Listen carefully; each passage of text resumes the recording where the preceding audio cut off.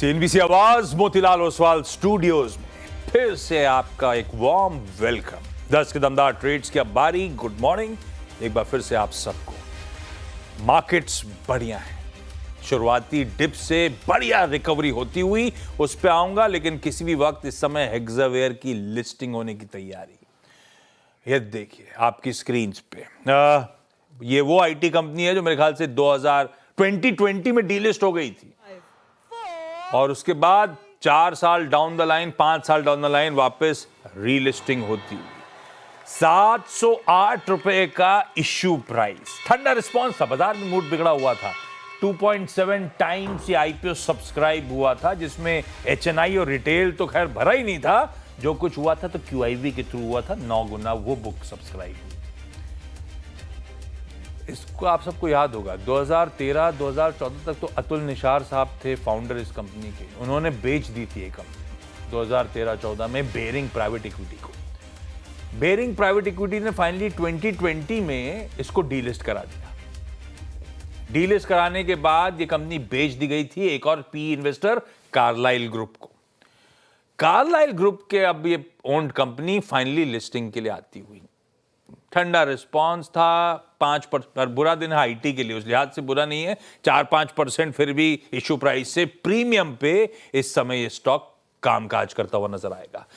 इस देश का अब तक का सबसे बड़ा आईटी सर्विसेज का आईपीओ, 8,750 करोड़ रुपए सक्सेसफुली इस आईपीओ के थ्रू इस कंपनी ने मोबिलाइज करे और प्रमोटर्स का पूरा ओएफएस है। कार्लाइल ग्रुप ने ही अपना स्टेक रिड्यूस करा है। बस एक सरदर्द रहेगा, कार्लाइल ग्रुप एक पी इन्वेस्टर है, इवेंचुअली वो अपना स्टेक और पेयर ऑफ कर रहा होगा। ये हमेशा ओवरहैंग रहेगा स्टॉक पे। लेकिन हेक्सावेयर टेक्नोलॉजीज की लिस्टिंग इश्यू प्राइस से 36 रुपए ऊपर, 4-5% के प्रीमियम पे इस समय कामकाज करता हुआ।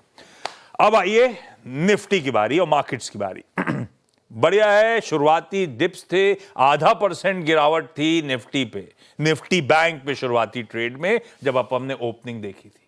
वो 0.5% नीचे वाला निफ्टी अब आपको इन ग्रीन 38 पॉइंट ऊपर कामकाज करता हुआ नजर आएगा। पर सेशन की हाईलाइट है निफ्टी बैंक। बढ़िया घूमा, पहले एसबीआई और सरकारी बैंक और उसके बाद एचडीएफसी वगैरह से भी, और फिर तो अक्रॉस द बोर्ड पूरा पैक बढ़िया करने लगा। 3/4% निफ्टी बैंक अब मजबूत, 0.5% नीचे से 3/4% ऊपर, 450 पॉइंट की मजबूती के साथ निफ्टी बैंक ट्रेड करता हुआ। ब्रेथ बढ़िया एडवांसेस के फेवर में आती चली जा रही है। टच वुड, इस समय 5:1, 6:1 का रेशियो है। एक गिर रहा है तो 5 से 6 स्टॉक्स हैं जो मजबूती के साथ 45 मिनट बाद कामकाज करते हुए नजर आएंगे। स्क्रीन बेहतर होती हुई। पहले वीरू से चर्चा कर ली जाए। आज जिन बेस की बात करी थी निफ्टी पे, वही बेस जहां पे थमे 786 से 841 का अपना वीरू बेस 1 था। सुबह 7 बजे 8 बजे अपन चर्चा कर रहे थे। आज उसी बेस पे 815 के आसपास के लोज से घूमे। खैर उस तेजी को स्पॉन्सर निफ्टी बैंक ने करा था और निफ्टी बैंक पे अब कीनली अवेटेड, अगर आप पिछले शो से हमारे साथ बंधे हुए हैं तो वीरू ने कहा था 510 520। ये तेजी तो बढ़िया प्ले कर ली हमने। 510 520 क्रूशियल जंक्चर है, जिसको तोड़ता है बाजार तो और तेजी तूल पकड़ सकती है। खैर Veeru, 45 minute down the line, सुबह की स्ट्रैटेजी बिल्कुल सटीक बैठती हुई निफ्टी बैंक की तेजी को बढ़िया प्ले करा। निफ्टी बैंक पे बुलिश थे आप। निफ्टी ने उन्हीं जोन से सपोर्ट लिया, उन्हीं बेस से तेजी आई, लेकिन उस पर भरोसा ज्यादा साउंड नहीं करा पिछले शो में आपका। क्या उसके पीछे रीजन आईटी की ठंडा पड़ना था? और अब टेक्सचर कैसा नजर आता है, अब मूड कैसा लग रहा है निफ्टी बैंक का? देखिए आशीष, थोड़ा निफ्टी बैंक पे अभी मैं बहुत स्ट्रॉन्ग कंस्ट्रक्टिव व्यू रखता हूँ। निफ्टी पे एक बार अगर आपने लोअर लेवल्स पे लिया था ना आशीष, तो बुक कर लीजिए। मैं कहता हूँ अगर लोअर लेवल्स पे लिया था तो बुक कर लीजिए, बाहर निकल जाइए। अब अगर लॉन्ग करना है तो करिएगा 23,059 23,063 के बाद, क्योंकि ये अब एक बड़ा सप्लाई जोन है, ये घूमने वाला जोन है। वेदर मैं 30 पॉइंट 40 पॉइंट 60 पॉइंट लूज करूँ कोई फर्क नहीं पड़ता। बट अब निफ्टी का लॉन्ग बनेगा या तो सुबह सुबह बेस 1 के आसपास या फिर अब 23,063 के ऊपर। बट मैं फिर कह रहा हूँ निफ्टी बैंक आशीष, जिस प्रकार से आईसीआईसीआई बैंक, एचडीएफसी बैंक और सारे पीएसयू बैंक चल रहे हैं ना, निफ्टी बैंक पे थोड़ा रिस्क ले लीजिए। अगर थोड़ी देर बाद ये 49 520 530 540 की ट्रेजेक्ट्री काट गया ना आशीष, तो शायद ये 300 पॉइंट और दे दे। 300 पॉइंट क्या दे दे, 350 पॉइंट दे दे। तो थोड़ा निफ्टी बैंक पे टोस पे रहिए, और नहीं हो 49,350 के नीचे जहां पहला टिकाया बेच के बाहर निकल जाइएगा। आशीष। बिल्कुल बढ़िया। ये रही निफ्टी बैंक की तस्वीर। निफ्टी की कंट्रीब्यूशन प्लेट दिखा देता हूं तो आपको समझ में आएगा किस तरह के हैवी वेट्स हैं जो आज हरकत में हैं। वो सब डिटेल स्क्रीन पर आ जाएंगी। खैर, इंडिविजुअल स्टॉक्स पे नहीं जा रहा हूं, टिकर टीम और डायरेक्टर साहब भी बार बार प्ले आउट करते रहेंगे। अपन चलते हैं अपने पैनल के पास। भयती साहब, सावंत साहब, रचना जी, रुचित जी, सब स्क्रीन पे रेडी।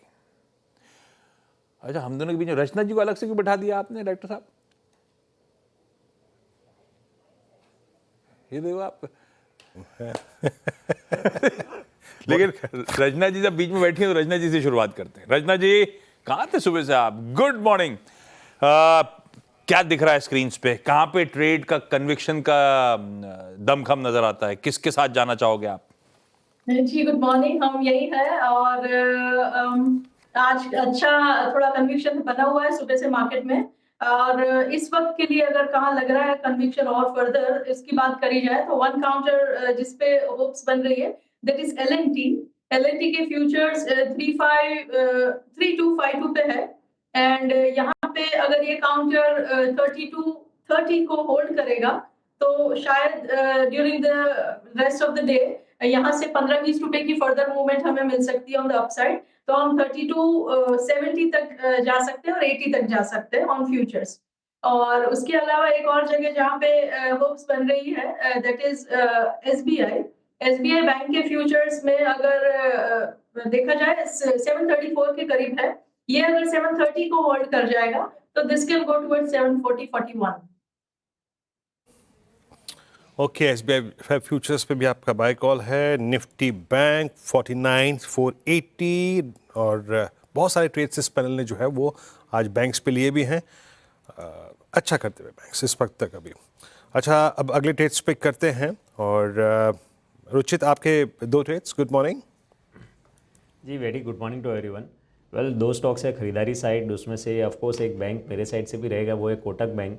सो हम ऐसे स्टॉक्स देख रहे हैं कि जो रीसेंट करेक्टिव फेज़ में एक रिलेटिवली अच्छा आउट परफॉर्मेंस दिखाया है, और वहाँ पे हमें लग रहा है कि एक अप मूव का कंटिन्यूशन हो सकता है। तो कोटक बैंक क्लियरली एक हाई टॉप हाई बॉटम का स्ट्रक्चर टेक्निकली भी बना हुआ है, तो वो कंटिन्यू रह सकता है। 1960 के नीचे स्टॉप लॉस रख के कोटक में खरीदारी की सलाह है 2020 के टारगेट्स के लिए।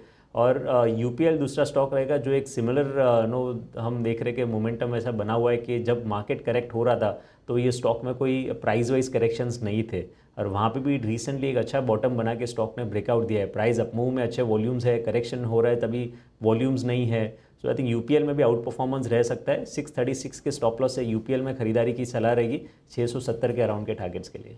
बढ़िया है। यूपीएल की तेजी को हम पिछले शो से प्ले कर रहे हैं। मेरे ख्याल से सावंत साहब का ही एक पिक था, स्क्रीन पे बढ़िया तेजी बनती हुई और रुचित का और सील ऑफ अप्रूवल लगता हुआ, यहां से और तेजी तूल पकड़ेगी तो और ट्रेड अपने ग्रिप में आता हुआ।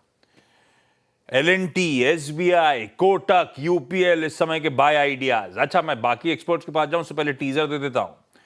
कुछ ही देर में फोर्ट कैपिटल के सीनियर फंड मैनेजर पराग ठक्कर साहब होंगे, मार्केट्स पे उनसे मूड चेक लेंगे। वो खुद क्या कर रहे हैं इस समय बाजार में, पराग जी से जानेंगे। और जेएम फाइनेंशियल सर्विसेज के डायरेक्टर और हेड रिसर्च राहुल शर्मा होंगे। राहुल से जानेंगे कैसा मूड, कैसा टेक्सचर और कौन सी की पॉकेट्स जो उनके रडार पे। भाईती साहब, फिर से आपको गुड मॉर्निंग। 10 के दमदार ट्रेड्स कौन से? Good morning Ashish ji, good morning Viren जी। देखिए, दोनों ओवरसोल्ड ट्रेजेक्टरी से मूव करते हुए स्टॉक्स है। पहला है ओबरॉय रियल्टी। स्टॉक में एक मैसिव करेक्शन था, पूरा रियल्टी सेक्टर में एक करेक्शन देखने मिल रहा था और आज वापस एक पुल बैक देखने मिल रहा है। तो यहाँ खरीदारी की सलाह है। जो स्टॉप लॉस इसमें मेंटेन करना हो 1590 का एक एसएल मेंटेन करे। 1670 के लेवल्स के लिए इसमें खरीदारी करना है। दूसरा जो स्टॉक हमें अच्छा लग रहा है वो सीडीएसएल। इस पूरे सेक्टर में काफी अच्छा मोमेंटम बना हुआ है, बीएसई से लीड करता हुआ देखने मिल रहा है, और जिस हिसाब से ये भी ओवरसोल्ड ट्रेजेक्टरी से मूव कर रहा है काफी इंप्रेसिव लग रहा है। तो 1190 का स्टॉप लॉस लगाकर सीडीएसएल में खरीदारी की सलाह है 1250 तक के लेवल्स के लिए, 1250 के पहले लेवल के लिए। ओके, 1250 तक सीरियस आज कंप्लीटली अगर आप देखें आज शॉर्ट कवरिंग का दिन है। प्रशांत, आपके दो ट्रेड्स।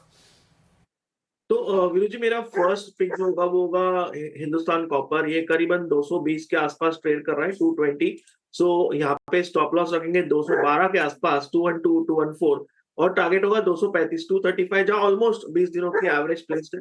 नेक्स्ट पिक होगा पेट्रोनेट, यहाँ पे करीबन 287 287 के नीचे स्टॉप लॉस रख के 305 के टारगेट के लिए बाय किया जा सकता है। ओके, पेट्रोनेट 293 पे आपका बाय कॉल है। इस बीच चलिए आज के हमारे साथ फंडामेंटल विशेषज्ञ पराग ठक्कर मौजूद है इस वक्त फॉर कैपिटल के।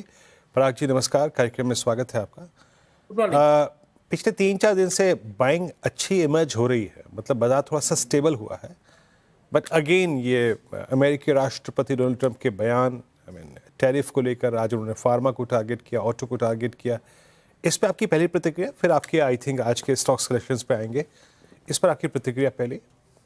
नहीं, देखिए, मेरा ये मानना है कि मार्केट के बेसिकली मार्केट ने पूरा ही जो इंडियन गवर्नमेंट का फोकस था कंजम्पशन बढ़ाने का, जो 12 लाख तक टैक्स फ्री कर दिया है उन्होंने, और प्लस फिस्कली प्रूडेंट रहने की बात है, और प्लस आरबीआई ने लिक्विडिटी इन्फ्यूज की है सिस्टम में कम से कम 2.5 लाख करोड़, और प्रॉमिस दिया कि कोई भी लिक्विडिटी का अगर कमी रहेगी तो वो लोग इन्फ्यूज करेंगे। ये जो दो बड़े पॉजिटिव फैक्ट्स है उसको मार्केट ने कंप्लीटली इग्नोर कर दिया था ये ट्रम्प टैरिफ के चक्कर में। तो काफी सारे स्टॉक्स, और एक मैं आपको स्पेशली बताना चाहूंगा, मेरे हिसाब से ये टॉपिक आजकल कोई डिस्कस नहीं कर रहा है। बीच में बहुत ज्यादा डिस्कशन हो रहा था कि प्रमोटर्स और पी फंड्स एग्जिट ले रहे हैं, राइट, स्टॉक से, और तब रियली ग्राउंड लेवल पे भी इंडिया में बिकॉज ऑफ गवर्नमेंट की स्पेंडिंग नहीं थी और आरबीआई की लिक्विडिटी टाइट थी, इंडिया में रियली ग्राउंड में मंदी थी। और दिसंबर से हमने देखा है गवर्नमेंट स्पेंडिंग 1,70,000 करोड़ की एवरेज हो रही है, आरबीआई लिक्विडिटी प्रोवाइड कर रहा है। और अभी तीसरा फैक्टर में जो देखने अभी मैं जो ये बताने जा रहा हूँ कि प्रमोटर्स की काफी बाइंग शुरू हो गई है। अगर आप देखिए, टीवीएस मोटर ग्रुप ने कंपनी अपनी खुद की कंपनी का शेयर उठाया, टीवीएस सप्लाई चेन, जो हमारे पोर्टफोलियो में भी है। तो डिस्क्लेमर के साथ बोलना चाहूंगा कि ये हमारे पोर्टफोलियो में है, तो आप अगर निवेश करना चाहें तो आप अपने फाइनेंशियल एडवाइजर से लेना, एडवाइस लेके करें। ये कोई ट्रेडिंग की सलाह नहीं दे रहा हूँ। टीवीएस सप्लाई चेन करके शेयर है, जिसमें टीवीएस मोटर ने कम से कम 80 लाख से ऊपर शेयर खुद ने लिए हैं। वैसे ही मेटल सेक्टर की बात करें, जिंदाल स्टील एंड पावर के प्रमोटर ने काफी शेयर्स लिए हैं। केमिकल सेक्टर की बात करें, कल दीपक नाइट्राइट के प्रमोटर ने शेयर्स लिए थे। मैं एक ऐसी केमिकल कंपनी जो मेरे पोर्टफोलियो में नहीं है, मैं जानता हूं, जिसमें 345 के भाव में प्रमोटर ने शेयर लिए, आज भाव 260 चल रहा है। तो मैं ये बोलना चाहता हूं कि थीम वाइज मैं बोलना चाहता हूं कि कंजम्पशन और बैंकिंग, जिसे कंजम्पशन में मैंने बोला टीवीएस मोटर, मैं काफी टाइम से बोल रहा हूँ, TVS motor, Hindustan lever, Pidilite, ये सब शेयर्स काफी अच्छे लग रहे हैं। बैंकिंग में फेडरल बैंक मुझे बहुत अच्छा लगता है, हमारे पोर्टफोलियो का काफी बड़ा हिस्सा है फेडरल बैंक।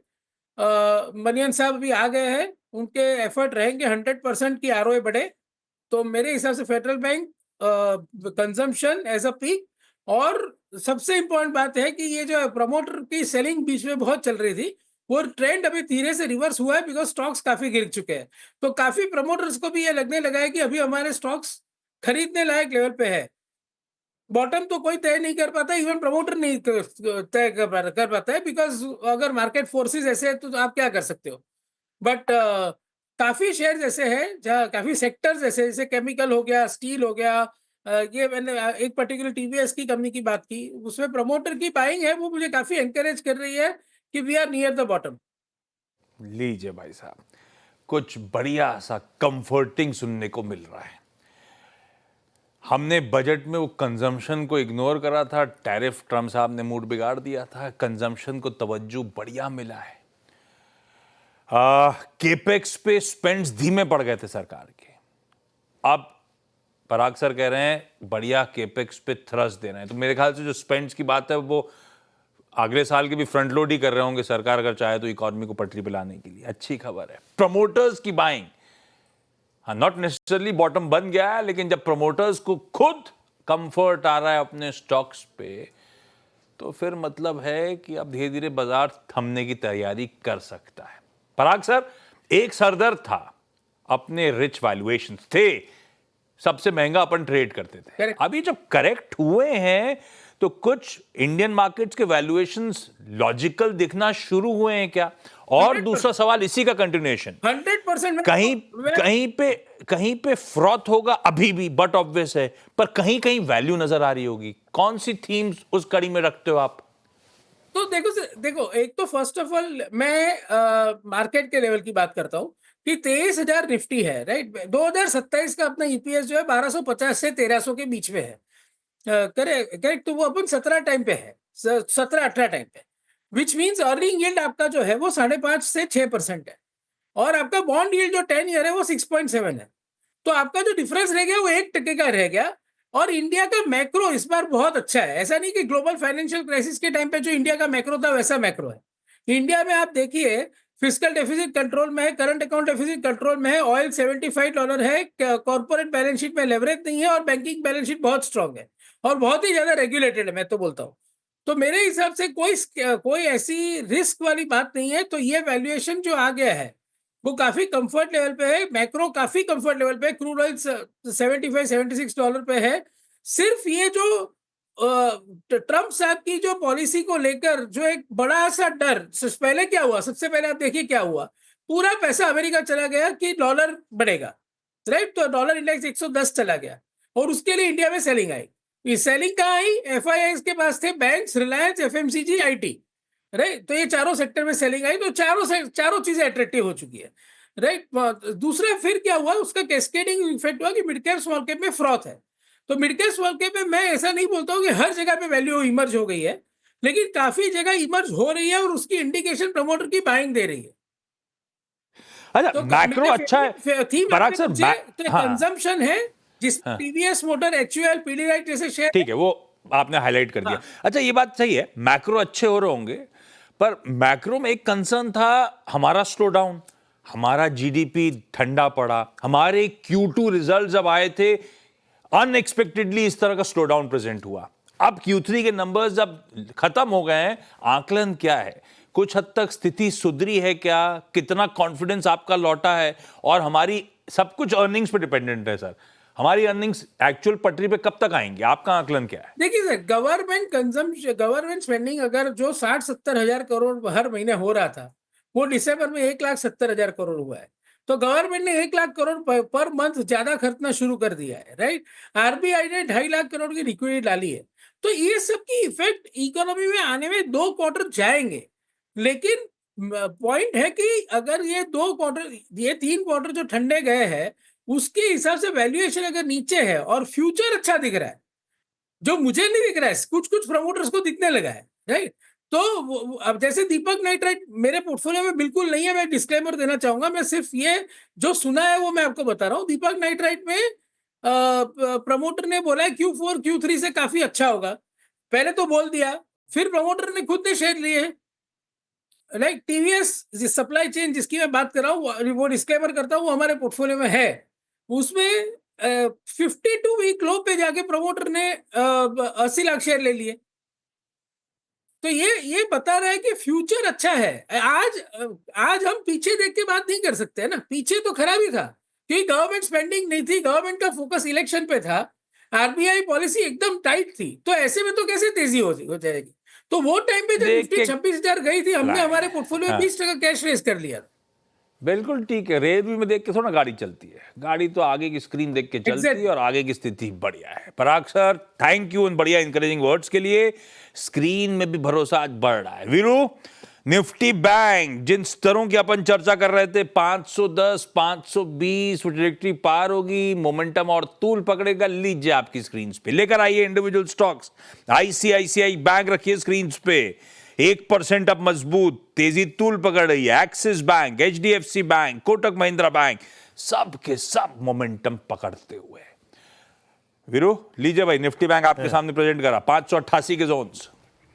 बिल्कुल, देखिए आशीष, बेस 1 ने काम किया, फिर कटा 49,150, फिर कटा 49,500। तो अब तर्क संगत यही है कि it's a short covering day.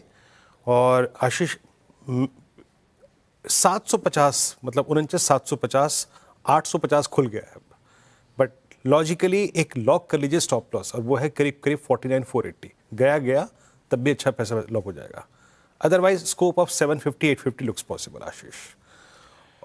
रे, बहुत बढ़िया स्क्रीन पे तेजी प्ले आउट होती है, बहुत बढ़िया उस तेजी को हमने भुनाया है आज के सेशन में।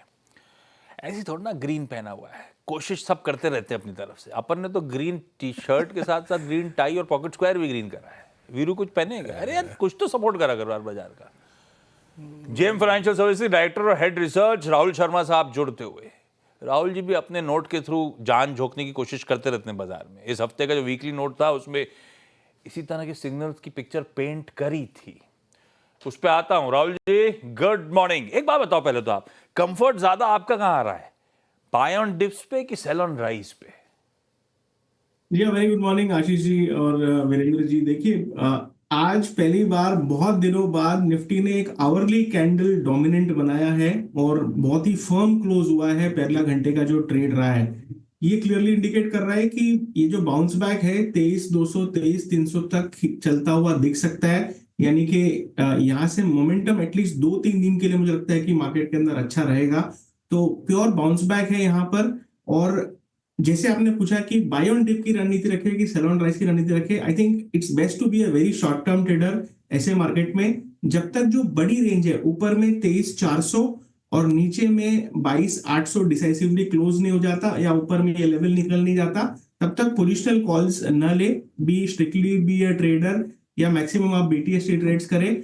और ओवरऑल मैक्रो पिक्चर अगर हम देखें तो 22,500 का लेवल अगर आने वाले सेशंस में आ जाता है तो मेरे हिसाब से कैपिचुलेशन हिट होगा। Otherwise it's best to be a trader in this range, जहां पर आप दोनों साइड में आपको ट्रेड्स मिलते रहेंगे।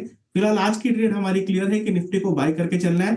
23,200 23,300 तक के टारगेट हमें लगता है कि निफ्टी में देखने को मिल सकते हैं। लीजिए, तेजी और तूल पकड़ेगी, बढ़िया है। राहुल जी का जो वीकली अपडेट था, things look overdone on the down side. 700-800 के जोन्स पर से अब रिकवरी आनी चाहिए। एक बार स्टेबिलिटी लौटे तो selective large cap names add करना शुरू करें। वो स्टेबिलिटी आ गई राहुल जी?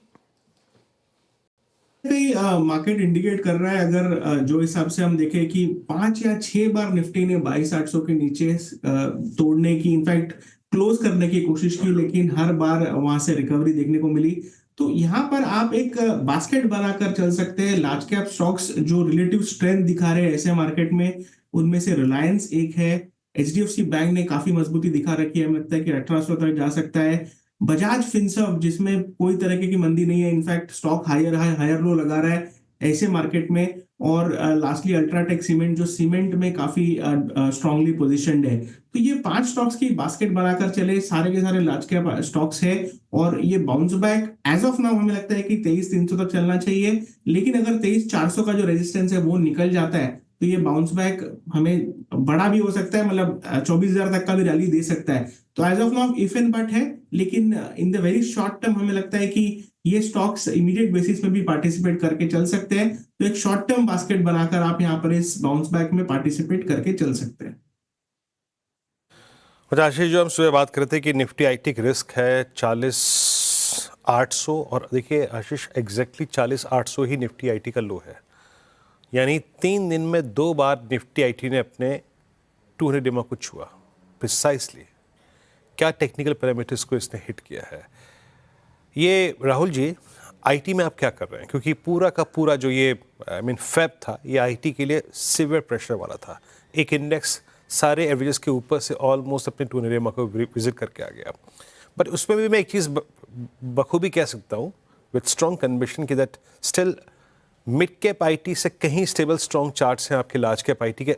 अगर मैं सिर्फ TCS और HCL टेक्नोलॉजीज को छोड़ दूँ तो आपका IT में व्यू क्या है इस वक्त? ये IT में जो इंडिविजुअल कंपोनेंट्स हैं उनका डेटा काफी मिक्स्ड है। जैसे आपने कहा कि इन्फोसिस एक है जो रिलेटिवली अच्छा परफॉर्म कर रहा है, TCS में प्रेशर है, HCL टेक में प्रेशर है। अगर मिड कैप IT में देखें तो कोफोर्ज का सेटअप बढ़िया है, लेकिन LTTS के अंदर प्रेशर है। तो यहाँ पर थोड़ा बैलेंस वाला अप्रोच है। शायद इंडेक्स कहीं नहीं जाएगा ऐसे सेटअप के अंदर, और थोड़ा टाइम स्पेंड करे साइडवेज में। अगर निफ्टी IT इंडेक्स की बात करें तो 200 दिन का मूविंग एवरेज जरूर हिट किया है इस IT इंडेक्स ने, और पिछले 2-3 सेशन से एक बाउंस बैक करने की कोशिश हो रही है। बट मेरा कन्विक्शन तभी बढ़ेगा अगर हम 2-4 सेशन यहाँ पर और सस्टेन कर जाए इस क्रूशियल सपोर्ट के आसपास, और बाउंस बैक अगर आता है IT इंडेक्स में तो 43,000 तक इस बाउंस बैक को देखने को मिल सकता है। But as of now early days है। आई थिंक सबसे बेस्ट है कि जो रिलेटिव स्ट्रेंथ ऑलरेडी एग्जिबिट कर रहे हैं, जैसे फाइनेंशियल्स काफी स्ट्रांग है इस मार्केट के अंदर, जैसे प्राइवेट बैंक्स काफी स्ट्रांग है इस मार्केट के अंदर, उन्हीं के साथ चले, क्योंकि अगर मार्केट वापस पेचीदा हुआ यानी कि चॉपीनेस अगर वापस आई तो इन स्टॉक्स में लॉसेस होने का चांसेस कम है। लेकिन आईटी जो कि एक तरह से थोड़ा सा mixed bag as of now, वहां पर आपका पैसा कैपिटल अटक सकता है। बखूबी राहुल जी ने सारी बातें यहाँ पे पेश की, रखी। अच्छा राहुल जी, एक दो पॉकेट्स में बहुत स्ट्रॉन्ग बाइंग लोअर लेवल से इमर्ज हो रही है। लुक एट जोमेटो पे आपका व्यू क्या है? मैं स्विगी को छोड़ता हूँ, that's not a part of derivatives, वो वायदा कारोबार में नहीं है क्योंकि आप डेरिवेटिव्स देखते हैं। जोमेटो का आपका व्यू इस वक्त इस प्राइस पे? भैया देखिए, सिंपल सेटअप है इसके अंदर। जो फरवरी का लो है जनवरी के लो से हायर है, यानी कि एक डिफिकल्ट मार्केट में स्टॉक ने एक तरह से बेस अपना ऑनर किया हुआ है। 205 210 के रेंज में मल्टीपल टाइम स्टॉक ने सपोर्ट लिया है, और अब हमें लगता है कि यहाँ पर आपको 245 तक के लिए जगह ओपन है इस बाउंस बैक में तेजी करने के लिए। तो सेटअप जो है काफी अच्छा लगता है जोमेटो के अंदर, इस भाव पर आप बाय करके चल सकते हैं। आज का जो लो है 220 का, ये आप स्टॉप लॉस रहेगा लॉन्ग पोजीशंस के लिए, और 245 का एक इमीडिएट टारगेट मुझे लगता है कि जोमेटो में देखने को मिल सकता है। तो सेटअप काफी बढ़िया है, रिलेटिव स्ट्रेंथ भी बनी हुई है, और ऐसे मार्केट में जहां पर निफ्टी ने फाइनली एक रेजिस्टेंस निकाला है 23,000 का, मुझे लगता है कि ये सेटअप्स आउट परफॉर्म करके चल सकते हैं मार्केट के अंदर। सवाल मेरी तरफ से, आपने कहा बास्केट बनानी चाहिए, अब उस बास्केट में फल कौन से डालने हैं तो बता दो कम से कम। ये आशीष जी 5 फल है। सबसे पहले सबसे इंडेक्स का जो हेवी वेट है रिलायंस, उसके बाद HDFC bank, Bajaj Finserv, UltraTech cement, और लास्टली ब्रिटानिया। ये 5 स्टॉक्स है जिसकी हमने एक बास्केट रेकमेंड की है हमारे क्लाइंट्स को। ये बास्केट अभी भी एट कॉस्ट या सिमिलर प्राइसेस पर चल रही है, ज्यादा बड़ा मूव नहीं आया है। बारिंग का बजाज फाइनेंस जो तकरीबन 100 रुपए चल चुका है, बाकी मोस्ट ऑफ द स्टॉक्स मोटा मोटी उसी रेंज में है। तो इस बास्केट को अभी भी इनिशिएट किया जा सकता है, जहां पर निफ्टी जो एक बाउंस बैक की जिसकी बात कर रहे हैं उसमें ये स्टॉक्स अच्छा पार्टिसिपेशन दिखा सकते हैं। ब्यूटीफुल। लीजिए भाई, ये 5 दिग्गज स्टॉक्स जो जेएम फाइनेंशियल और राहुल शर्मा जी को पसंद आ रहे हैं। Reliance industries, HDFC bank, Bajaj Finserv, Britannia और अल्ट्राटेक सीमेंट। रिलायंस की बात हुई है तो ध्यान रखिएगा इस चैनल का स्वामित्व प्रबंधन उसी के पास है, तो एक इंडिपेंडेंट फाइनेंशियल एडवाइजर से भी कंसल्ट करिएगा। Rahul ji, thank you so much जुड़ने के लिए, बढ़िया तरीके से इन फलों को सुझाने के लिए भी।